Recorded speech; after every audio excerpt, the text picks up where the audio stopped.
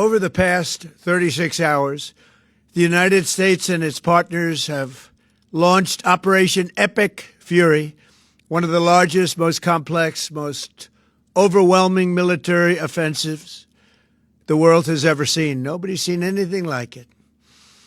We have hit hundreds of targets in Iran, including Revolutionary Guard facilities, Iranian air defense systems. Just now it was announced that we knocked out 9 ships plus their naval building, all in a matter of literally minutes.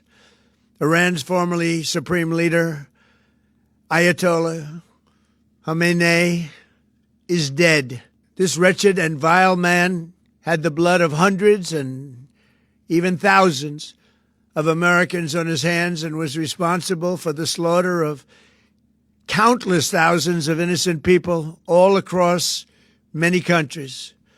Last night, all over Iran, the voices of the Iranian people could be heard cheering and celebrating in the streets when his death was announced. The entire military command is gone as well, and many of them want to surrender into saving their lives. They want immunity. They're calling by the thousands. Combat operations continue at this time in full force, and they will continue until all of our objectives are achieved. We have very strong objectives. They could have done something 2 weeks ago, but they just couldn't get there. Earlier today, CENTCOM shared the news that 3 U.S. military service members have been killed in action. As one nation, we grieve for the true American patriots who have made the ultimate sacrifice for our nation, even as we continue the righteous mission for which they gave their lives. We pray for the full recovery of the wounded and send our immense love and eternal gratitude to the families of the fallen. And sadly, there will likely be more. Before it ends, that's the way it is. Likely be more, but we'll do everything possible where that won't be the case. But America will avenge their deaths and deliver the most punishing blow to the terrorists who have waged war against basically civilization. They have waged war against civilization itself. Our resolve, and likewise that of Israel, has never been stronger. America is now again the richest, most powerful nation in the world by far. But the only reason we enjoy the quality of life that we do and the freedom and security is we have done things that others are unable to do.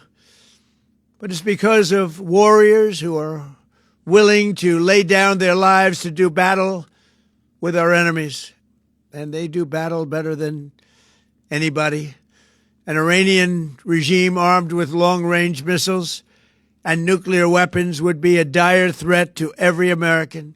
We cannot allow a nation that raises terrorist armies to possess such weapons that would allow them to extort the world to their evil will. Not going to let it happen. We're not happening to us, and we're not going to let it happen to others. The United States has the strongest military the world has ever seen. I rebuilt our military in my first term. There's never been a military like we possess. And frankly, there's nobody even close, but we are now using that military for good. We want to have it for good purpose. We're undertaking this massive operation not merely to ensure security for our own time and place, but for our children and their children, just as our ancestors have done for us many, many years ago. This is the duty and the burden of a free people. These actions are right and they are necessary to ensure that Americans will never have to face a radical, bloodthirsty terrorist regime armed with nuclear weapons and lots of threats.